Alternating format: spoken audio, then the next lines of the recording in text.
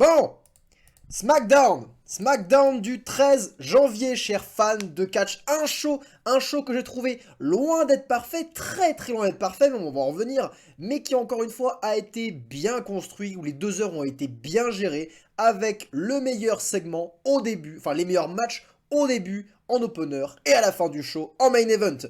Ce qui est parfait, ça fait un bon opener, un bon final, et tout ce qui rentre était très très bof, mais avec suffisamment de peut-être de têtes d'affiche pour nous maintenir en haleine. Nous allons revenir sur ce show match par match, segment par segment, en commençant du coup par l'opener. C'est en effet le championnat intercontinental de Gunther qui est défendu face à Braun Strowman. Un match qui a été anticipé depuis fort longtemps, qu'on avait hâte de voir, puisque Braun Strowman représente la première véritable menace, sans compter Sheamus, qui est du même acabit, du même gabarit que Gunther. Une véritable menace donc où Gunther va peut-être potentiellement être retrouvé dans la panade. On a eu 15 minutes de match, et je vais vous dire un truc, j'ai rarement vu Braun Strowman, entendu surtout Braun Strowman se faire encourager de la sorte par le public. Et ça veut dire quelque chose. Ça veut dire que Braun Strowman a trouvé un adversaire suffisamment redoutable et crédible en la personne de Gunther pour qu'il se mette, lui, le monstre, dans la position de l'underdog. Et ça, j'ai trouvé ça très très fort. Ça montre que Gunther a été buildé de manière extrêmement menaçante, qu'il est extrêmement crédible, que ça marche auprès de la foule et que surtout, bah, c'est crédible, on y croit. Donc on fait un tel applaudissement à Gunther pour cela, hein. On s'abonne à sa page Instagram, on le soutient parce que le mec est fantastique. Mais gros big up à Braun Strowman aussi qui a peut-être livré là son meilleur match depuis son retour à SmackDown. Parce que oui, c'est un match opposant la force brute de Braun Strowman face à la technique torsionnaire putassière de Gunther.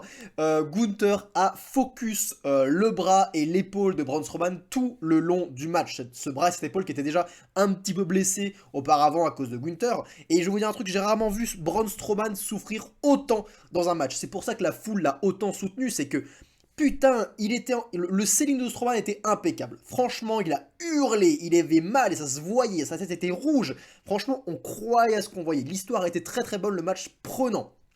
Les coups envoyés par les deux lutteurs étaient tellement puissants, putain, ils sont mis cher. C'était génial. Alors j'ai parlé du selling de Braun Strowman. Au début, il était très très bien et peut-être qu'il aurait pu être un peu plus tenu jusqu'à la fin du match où il faisait quand même beaucoup d'offenses avec son bras et il avait pas l'air d'avoir mal. Bon, mais honnêtement, c'est un détail parce qu'au départ, il a fait un selling mais impeccable. Gunther a été impeccable de toute façon jusqu'au bout. À la fin, il va le terminer Braun Strowman avec un putain de powerbomb. Enfin, c'était génial. C'était génial. Le monstre, au final, a été crevé de fatigue pour pouvoir continuer le match. C'était logique dans la kayfabe. Ça faisait vraiment véritable combat. Donc, voilà, un banger d'opener, un gros big up à Gunther, à Braun Strowman aussi, qui n'ont pas démérité et qui ont vers SmackDown sous les chapeaux de roue. Second segment, c'est une confrontation entre Rey Mysterio et Karrion Kross. En effet, Rey Mysterio est sur le ring pour faire une petite promo et il revient vite fait quand même sur ce qui s'est passé avec Dominique, hein, qu'il a passé le pire Noël de sa vie, tu m'étonnes. Il traite son fils de thug. C'était sympa. Mais il précise surtout qu'il arrivait à SmackDown à la base pour changer d'air et donc il annonce qu'il participera au Royal Rumble.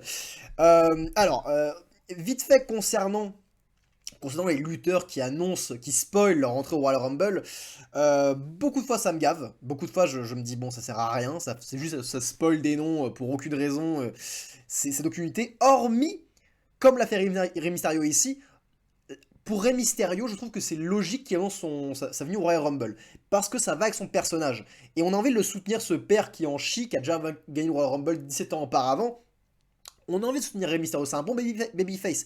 Donc que lui annonce sa venue au Rumble, oui c'est logique, parce qu'on a envie de croire et on a envie de, comment dire, que la foule appréhende, soit hypée par la venue de Rey Mysterio et son combat face à Dominic Mysterio. Donc que Rey annonce sa venue au Royal Rumble, oui c'est logique et oui je trouve que c'est une bonne idée. Pour d'autres noms comme Kofi Kingston ou Santos Escobar, qui n'ont pas forcément de programme ou de hype actuellement, ça n'a aucun intérêt de le faire. Aucun. À part spoiler des annonces, ça n'a zéro intérêt. Il faut réserver ces petites annonces aux catcheurs comme Rey Mysterio, Ou même Ricochet qui est un très bon underdog par exemple. Là on comprend pourquoi ils annoncent. Dans le cadre dans le cadre de Kofi ou Santos, ça n'a aucun sens. Mais bref, passons parce que Karrion Kross arrive pour confronter Rey Mysterio. Et encore une fois, Karrion Kross, la présentation, l'entrée, le look, bon, qui est un peu passable, parce qu'il est plus chaud, il fait plus très menaçant, mais la promo est bonne, les punchlines qu'il envoie à Rey Mysterio sont bonnes, le fait qu'il le traite de très mauvais père, hein, etc., etc. La baston après est bien aussi, mais j'ai quand même un petit souci Karrion Kross, c'est tout ce qui concerne la production, qui, après avoir rétamé Rey Mysterio au sol, qu'est-ce qui se passe? Scarlett montre la carte face à la carte de jeu devant Rey Mysterio, et là les lumières deviennent rouges. Les lumières deviennent rouges, ça devient menaçant, parce que oui, les lumières rouges, c'est Karrion Kross, c'est sa marque de fabrique. Mais je suis en train de me dire, mais qui contrôle là? Dans la kayfabe, qu'est-ce qui se passe? Est-ce que ça veut dire que Karrion Kross a demandé aux producteurs d'avoir la lumière rouge et que les producteurs, au lieu d'envoyer de la sécurité pour soutenir Rey Mysterio, ils ont préféré échanger les lumières en rouge quand Karrion Kross portait sa prise de finition? Ça a aucun sens, ça a zéro sens. Mais encore une fois, je peux pas être trop injuste parce que, encore une fois, le full package est bon, ça a de la gueule Karrion Kross, ça a de la gueule, c'est genre juste que ce genre d'erreur, ne remettez pas les lumières rouges quand il est en train d'agresser un catcheur qui, alors qu'on n'est pas dans une situation de match, envoyer la sécurité, au contraire. Ça veut dire que, honnêtement, dans la kayfabe, ça veut dire que Rey Mysterio, il se fait bolos, victime bolos par la prod, hein. Je dis ça, je dis rien. Mais bon, passons sur ce segment qui a voulu bien faire, mais qui était raté en termes de production. Suivant, on a un gros filler, Tegan Nox face à Xia Li. Alors on est sur un match pour élever les nouveaux talents, en l'occurrence Tegan Nox, qui je crois, alors j'ai pas vraiment regardé WWE l'année dernière, donc je ne sais pas si c'est le premier match télévisé de Tegan Nox, dans le main roster je veux dire, faites-le moi savoir si c'est le cas, en tout cas on est clairement sur un match pour l'élever, hein. Et on l'a fait affronter Xia Li qui n'a fait que jobber dans le main roster depuis le début. Qui n'est personne, mais encore une fois, tout va bien, c'est un match de 3 minutes. Sauf que, plusieurs problèmes. Et les problèmes ne concernent pas le match, parce qu'elles ont fait ce qu'il fallait faire en termes de match, il n'y a pas de problème. Le problème, encore une fois, c'est la production et c'est la gestion des entrées des deux lutteuses. Commençons par Tegan Nox. Tegan Nox, le but, c'est de l'élever. Alors, pourquoi pourquoi il y a une coupure pub à la fin d'entrée de Xia Li et que le programme reprend en plein milieu de l'entrée de Tegan Nox? On n'a même pas droit à son entrée intégrale. Comment vous voulez que je m'investisse dans ce match? Honnêtement, je pensais que c'était pour soutenir Xia Li à la base, pas Tegan Nox, parce que la production m'a fait comprendre que non, on s'en fout de Tegan Nox, on n'a même pas son entrée en entier. Donc là déjà, erreur de la production à ce niveau-là, et entrée Xia Li, mais encore une fois, je me dis, mais c'est quoi cette merde, hein? On est sur un level de cringe digne de Candice LeRae, hein, vraiment. Avec ses petites armes là, elle fait du kung-fu, je ne sais pas quel art martial avec ses armes en faisant des... Enfin, c'est ridicule, c'est risible, elle va pas se servir de ses armes pendant le match. Et même message pour Drew McIntyre, hein. Heureusement, Drew a pour lui le Star Power, qui le sauve de cette putain d'épée qui ramène avec lui, mais... Les catcheurs, ne ramenez pas des armes sur le ring si vous n'allez pas vous en servir, parce que vous n'allez pas vous en servir. En l'occurrence, elle a dit c'est des armes meurtrières qu'elle ramène. Quel est l'intérêt? Quel est l'intérêt? C'est juste cringe chez Naz, donc très mauvaise entrée de match, très mauvaise entrée de match. Les entrées, c'est extrêmement important pour hyper un match. Et là, j'avais pas envie de le voir. Heureusement, ça durait que 3 minutes encore une fois, donc c'était inoffensif. Tegan Nox a gagné le match. Tant mieux pour elle, on l'élève. Prochaine fois, respectez-la un peu plus. Si vous voulez vraiment nous la vendre et vraiment nous la hyper, montrez son entrée en entier. Et surtout, faites-la affronter des noms un peu plus établis que Xia Li. Mais bref, c'est une porte d'entrée, c'est juste qu'ils ont un peu raté la chose. Segment suivant. Ah, segment suivant. Vous l'attendiez celui-là, n'est-ce pas? C'est Bray Wyatt. Bray Wyatt qui va faire une promo. Oh putain de merde. 7 minutes entières de télé pour que tout ce qui soit accompli dans ces 7 minutes, c'est que Bray dise « LA Knight, je vais te péter la gueule ». Je résume la chose, hein. Mais 7 minutes pour en arriver là, et c'est toujours le même problème avec Bray Wyatt. Je suis désolé, je sais que beaucoup de gens l'aiment, je sais que beaucoup de gens aiment tout ce qui se passe autour de Bray Wyatt, tout ce qui gravite autour de lui, et avant que je le tacle légèrement, je vais quand même vous annoncer que oui, Bray Wyatt a une putain de promo. Ce mec, quand il parle, c'est de l'or. Littéralement, il a une bonne delivery. Tu crois à ce qu'il dit. Il est intense, il est juste, il est sensible. Oui, Bray Wyatt est un super talent en termes de promo. Mais putain, pour en arriver au point, pour en arriver à ce qu'il veut dire, mais ça prend toujours une éternité. Et là, en l'occurrence, toute l'entrée, on filme. Le mec a fait... Alors, je ne peux m'empêcher d'imaginer la kayfabe où Bray Wyatt a imposé à la prod. Ok, la prod, je veux une porte. Vous me mettez une porte sur le ring. Tu veux une porte? Ouais, avec une lumière derrière la porte pour que, voilà, j'ai une belle ombre et tout qui s'illumine. Ok, ok, ensuite, laissez-moi prendre le temps de faire mon entrée. Bray Wyatt, on a des matchs et tout qui arrivent quand même, faut dépêche-toi, on n'a pas que ça à foutre. Non, mais vous me laissez le temps, d'accord? Mon entrée va durer 5 minutes, ok? Vous me laissez faire ça. Bon, ok, si tu veux, Bray. Mais c'est pas tout. Sur le ring, je veux que vous mettiez une chaise. Vous me mettez une chaise, voilà, tout dans l'ombre, et avec un halo de lumière, une douche qui descend sur la chaise pour que je sois bien mis en valeur. Ouais, tu veux autre chose, Bray? Non, ça va être bon. Ok, c'est pour dire quoi? Que je vais péter la gueule à les Knight. Oh putain. Vous voyez où je veux en venir? Tout ça pour ça, tout le temps. Encore une fois, c'est un bel emballage, mais pourquoi? Pourquoi? Pour rien. Pour absolument rien. Et ça me frustre, parce que imaginez seulement si Bray Wyatt ont utilisé son talent à juste valeur. Dans des rivalités où il se concentre dessus, on arrête le surnaturel, on arrête le superflu, les effets minables, on se concentre sur le build-up d'histoire et de match. Et putain, Bray, il serait incroyable dans ce cadre-là. Mais je ne peux pas prendre ce catcheur au sérieux avec tout cet habillage, tout ce superflu, ce n'est pas possible. 7 minutes pour dire je vais te péter la gueule. Putain. Non, encore une fois, c'était pas mauvais, hein. Il parle bien et c'est captivant, mais c'est juste que c'est long, c'est long. Match suivant. Alors, un match qui nous a été hypé un peu en coulisses parce qu'en effet, ça va être Liv Morgan face à Raquel Rodriguez. Il y a un petit segment backstage où Liv Morgan a claqué une claque de bâtard à Raquel Rodriguez assez violente.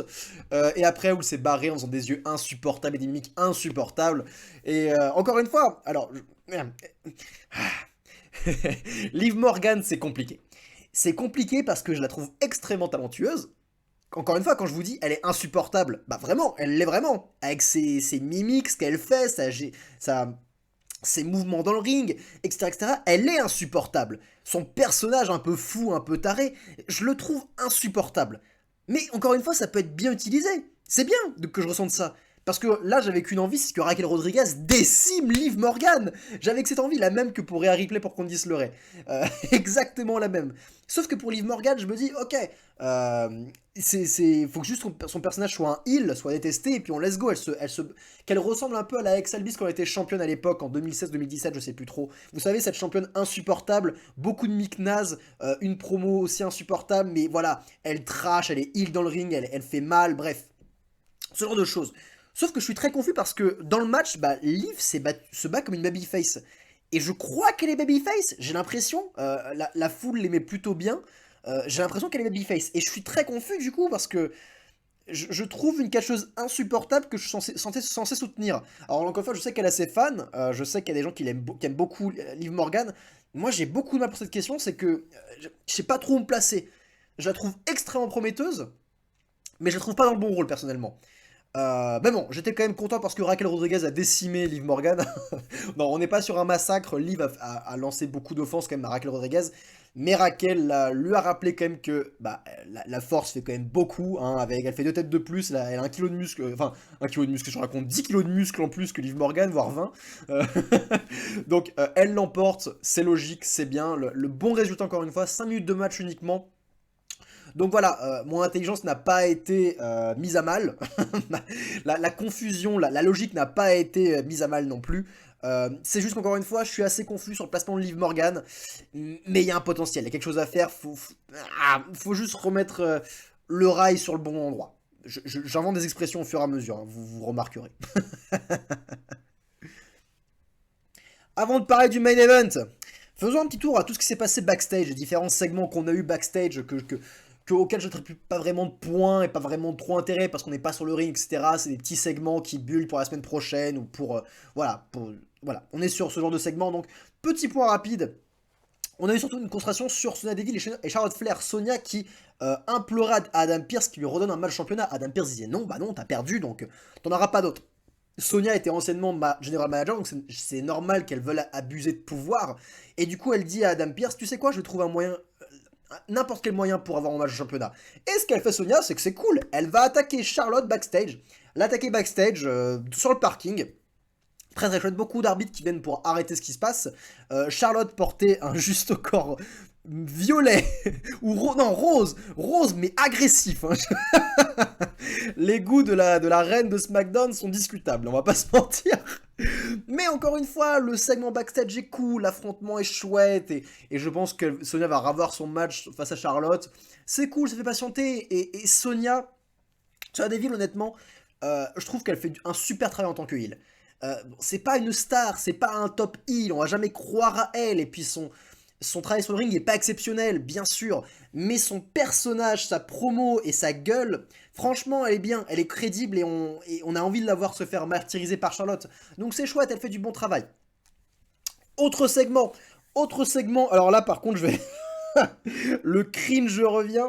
La promo vidéo des Viking Raiders. Mon dieu, avec Valhalla. Sur un feu de camp clairement tourné en studio avec des effets de flammes, de braise plutôt, clairement rajoutés en post-production. Pas du tout, on n'y croit pas du tout à ce qui se passe. Je suis censé croire que c'est des Vikings qui sont en train de faire une promo sur un feu de camp, mais de 1, je vois clairement qu'ils sont dans un studio. Et de deux, putain, mais les gars, avec leurs cornes, leurs dents de viking, leur fourrure, mais... Oh là là là là là là. Quand le gimmick l'emporte sur la crédibilité, ça fait mal. Hein. Encore une fois, un gimmick doit rester simple, sinon ça fait trop. Ça fait trop, et j'ai pas envie de voir les Viking Riders l'emporter. Moi, ce que j'aimais bien avec les War Raiders à l'époque, c'est qu'on juste était des gros mecs poilus et barbus qui voulaient se foutre sur la gueule, et ça fonctionnait, bien sûr, ils cherchaient la guerre, et c'était bien. Mais on leur ajoute tous les rituels vikings, les tatouages, les peintures de guerre, les fourrures, les dents, les ossements. Mon dieu, avec Valhalla, qui on dirait qui est une prêtresse de... Oh là là, qu'est-ce que c'est que cette merde, putain. Qu'est-ce que c'est que cette merde? Vous avez envie de voir ça gagner, vous? Franchement? Oh, c'est naze. Mais bon, ils vont affronter Drew McIntyre et Sheamus semaine prochaine pour un tournoi pour désigner comment on appelle ça? Les number one contenders, j'ai plus le nom en français, désolé. Pour les titres des Usos. Donc on espère voir Drew et Sheamus gagner plutôt que les Viking Raiders parce que on veut de la crédibilité par pitié. Et c'est l'heure du main event, un match qui a été anticipé depuis la semaine dernière. Sami Zayn doit affronter Kevin Owens, c'est la mission que lui a donnée son chef tribal. Il doit libérer Roman Reigns de ce fardeau, s'occuper de Kevin Owens. Et Sami est fier de s'occuper de ça, il est fier d'avoir cette mission qui lui est attribuée, alors qu'on sait en tant que spectateur que c'est probablement un test de son chef tribal, l'ultime test. On est tous d'accord là-dessus. Et donc, il y a beaucoup de théories qui se sont faites. Est-ce que Sami va sûrement perdre parce qu'on doit builder Kevin Owens? Qu'est-ce qui va se passer? Est-ce que la Bloodline va intervenir ou pas? Et là, dans ce show, en plus, on a eu un contexte, c'est que Sami, à sa grande surprise, est informé par Paul Heyman que la Bloodline n'est pas présente ce soir et que Sami va devoir se démerder tout seul. Et du coup, nous, en tant que spectateurs, on sent que Roman vient de lui faire un énorme coup de pute et qu'on est encore plus sûr que c'est véritablement un test qu'il lui donne là. Il doit se démerder. Il se démerde pour battre Kevin Owens. Et s'il ne le fait pas, s'il se fait humilier, ça va chauffer pour son cul. Et encore une fois, l'histoire est bonne, Paul Heyman est fantastique dans cette promo. Kevin et Sami après vont se confronter backstage, et là encore, toute la rivalité, l'histoire qui les entoure, une bonne promo chez les deux. On a envie de les voir se battre, alors que les gars, ça va être la 143e fois qu'ils s'affrontent tous les deux, c'est vous dire à quel point toute cette histoire est prenante, on y croit. Et le match va se lancer et on a un vrai sentiment de fight forever. Ces gars-là s'affronteront pour toujours, c'est bien. On a l'odeur d'un vrai combat, la crédibilité des grosses prises, de gros coups, de grosses mimiques, un bon jeu d'acteur. On voit que Sami ne lâche rien, qui fera tout pour son chef tribal. Kevin Owens fait tout pour mettre à terre Sami, mais il n'y tient pas. Et à la fin du match, c'est Sami Zayn, à la grande surprise, qui tient Kevin Owens. Il le tient. Il est prêt à lui faire son finisher. Il est prêt à le finir. Et la surprise, la Bloodline arrive pour agresser Kevin, causant la victoire de Kevin Owens par disqualification. Et encore une fois, c'est bon parce que je ne pense pas que beaucoup de gens aient vu venir que la Bloodline allait intervenir. Franchement, je ne pense pas. Sami ne sait pas où se placer. La fierté d'avoir aidé son chef tribal lui a été ôtée. Et même si la Bloodline l'aide, peut-être qu'il est content de voir que la Bloodline ne l'a pas abandonné, mais encore une fois, cette fierté, cette mission qui lui avait été attribuée, eh ben, il n'en ressent aucune fierté. Et même si les Usos sont fiers de Sami, Sami lui est clairement dégoûté. Et on sent toute la multitude de questions qui vont et viennent dans sa tête. Est-ce que Kevin avait raison depuis le début? Est-ce que Roman est en train de me manipuler? C'est génial comme histoire et le jeu est super bien, le message est clair. Ce n'est pas à Sami de terrasser Kevin, c'est à Roman. Roman veut garder le spotlight. C'est lui qui finira Kevin Owens, non pas Sami Zayn.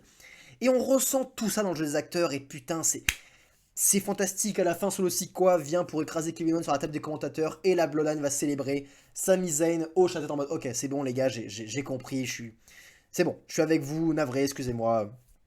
Ils lèvent tous le doigt, fin de show. Et encore une fois, toute l'écriture de la Bloodline est exceptionnelle. Ça fait des mois et des mois qu'on a cette faction. Et elle continue à garder l'intérêt. D'abord, c'était Jey Uso et pour que Jey Uso rejoigne la Bloodline. Puis Jimmy, puis l'entrée de Solo Sikoa, puis qu'est-ce qu'il y a eu d'autre? Il y a eu tellement de choses en fait, maintenant que j'y pense. Il y a eu tellement de choses. Sami Zayn qui est entré dans la Bloodline, Jey Uso qui était en froid avec Sami Zayn, Jey Uso qui acceptait Sami Zayn, et maintenant Roman qui pète un câble parce qu'il pense que Sami veut prendre sa place.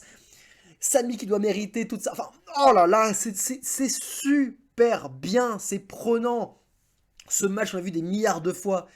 Mais encore une fois, à ce moment-là, on voulait le revoir. Et je veux encore revoir ce match si l'histoire le justifie. Bravo à tous les lutteurs et surtout bravo à Sami Zayn.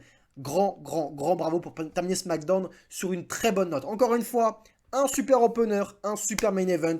Le centre était rempli de choses pas parfaites du tout, mais prometteuses.